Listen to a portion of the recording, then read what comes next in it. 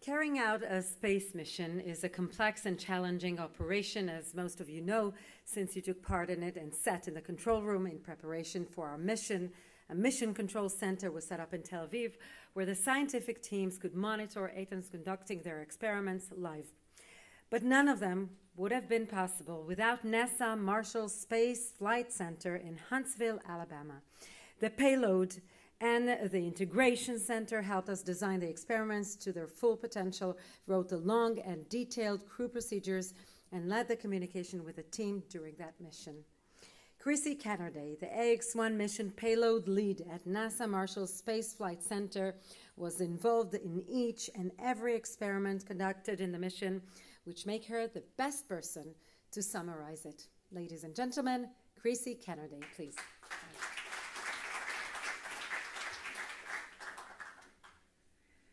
Hello everyone, I am from Huntsville, Alabama. Marshall Space Flight Center is the location that we are at, and I'm part of the Payload Mission Operation Division.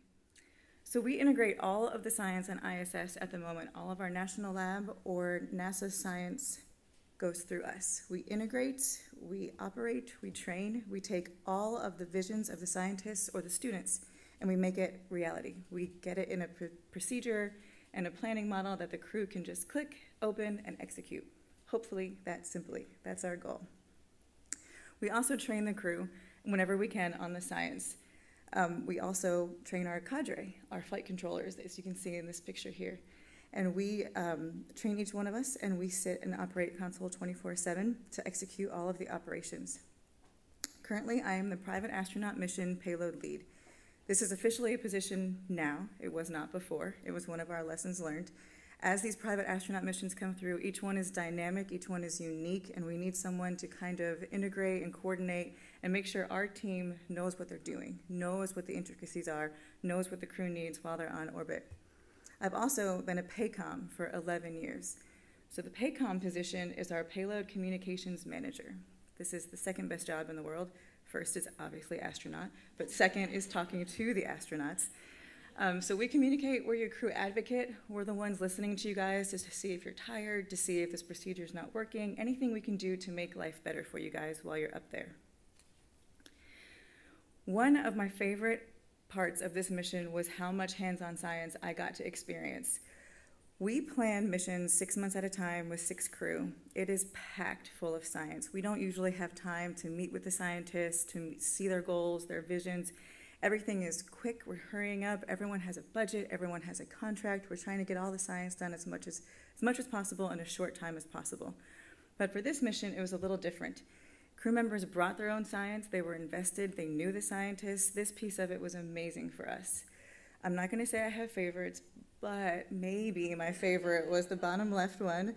We called it the Fluid Space Optics Experiment for this mission.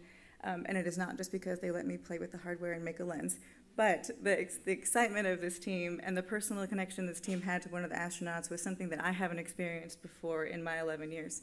So it was awesome to be able to be a part of that. And when this science experiment comes to fruition on both fronts with the space telescopes and with the lower economic lenses, I will be so proud to say that I had a small part of this, just a small part, but it's so cool to be able to touch and feel the science. So for this mission, since we had more time to train the crew on their science because it was important to them and special to them, we got to go down from Marshall and go participate in some of the crew training. This bottom right picture, you can see this is where we trained Eitan on the experiment. This is our life science glove box. It's the one we have on site in Houston to give you sort of an idea on how it feels. And I'm sure Eitan will tell you it was similar, but not the same. Just watching the video of the gloves and the inflation and the air inside and how difficult it is to maneuver. And then, thankfully, it was me in his ear, not Moran, saying, all the air bubbles, Eitan, get all the air bubbles out, make it perfect. I'm just teasing. But it's the best we can do to simulate it, but it just kind of gives the astronaut a feel for why we're going to put things where we're going to put them. Your arm is going to bump it if this is right here. So it's a very valuable time for us to train the crew. For this particular mission, we also had the procedure as ready as we thought we could. So while it gives the astronaut a chance to learn and understand what he is going to be doing, it gives us a chance to validate the procedure, find out what works, see what doesn't work, see what steps needs to be changed. I wish we could do that on every single one of our experiments. Usually the scientist team does it themselves and then we just operate it. But this time we had our ops team there, we had the science team there, and we all really worked together for this payload. And that is something that we don't get to do very often. So this mission was full of science. I saw some of my favorite payloads on the previous slides, and I just have to make a note about the antenna. I remember when they brought that proposal to us, and they said it's going to be a 2 to 3 foot antenna, and it can't be touched or bumped, with 11 people on space station. I said, okay, sure, it's going to be great. How many times did we call you guys to say, hey, somebody bumped the antenna, can you take more pictures? I think we all stopped counting, but I was very, very proud to see the results that came from that.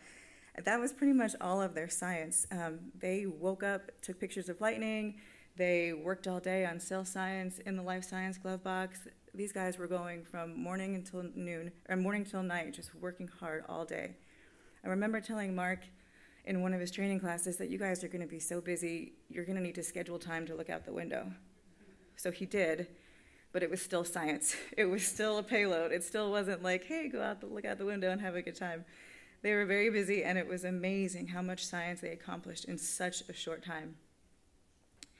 I think it was a little over 3 years ago when we first heard PAM mission, private astronaut missions, and we kind of all freaked out and thought, how can we do this? This would be really cool. Can we do this? Is this even possible? And then if it does work, can I go? Can my kids go to space? Like, how well is this really going to go? So the opportunities that these missions are going to create would and could open up was amazing to think about. In those earlier years, they also told us no payloads on that first private astronaut mission. So we were like, sweet, we get a first row seat to just watching. And then very quickly that changed, and we were very busy the whole mission, just as busy as you guys were. But from those 3 years to watching you guys float through the hatch, that was like the finish line of a marathon. It was the best moment. I know I had goosebumps and tears in my eyes, probably not like you guys did, but it was so cool to see how hard all of our different teams and companies worked for that moment. So I'm sure it felt like crossing the finish line of a marathon, but it was just beginning. You guys were about to have the busiest few weeks of your life, and we were there to help you the best we could. One of the things my Paycom team does over a 6-month mission is we get to know the crew. We get to know their tone of voice. We get to know kind of the looks on their faces, if they forget the cameras on, just some hand motions, some characteristics. For your mission, it was so short. We tried really hard to hear that in your voice, to know if you were tired or having a bad day, or if you were really sick of us asking for that camera shot one more time. But it taught us how important that really is. In that short of a mission, we need to be able to understand your needs and what you guys need to get that science done as fast as possible. So my team stretched and grew, and we learned a ton from your mission. We learned ways to improve how we are going to operate and support the next cruise. So all the future crews have you guys to thank. And I'm sorry we didn't get there as quickly for you guys, but the future crews will learn immensely from what we learned from you guys. One of the things we learned that was probably should have been more obvious was how many acronyms we have. I feel like we have a new one every single day.